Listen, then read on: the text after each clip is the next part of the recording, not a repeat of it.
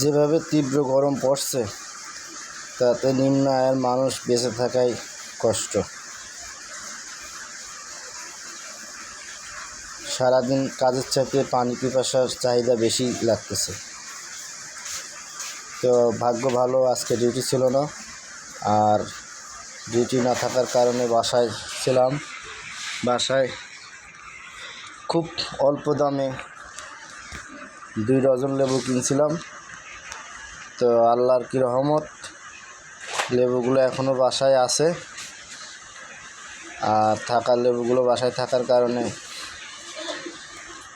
তীব্র গরমের মধ্যে লেবুর পাতা, সাদা চিনি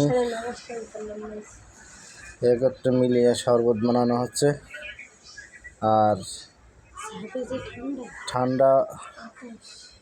ফ্রিজের ঠান্ডা পানি দিয়ে 1 গ্লাস লেবুর শরবত যদি খাওয়া হয় এই রোদের তাপে, তো মনে হয় সারাদিন 3 বেলা ভাত খাওয়াচ্ছে, 2 গ্লাস লেবুর শরবত খাওয়াই উত্তম।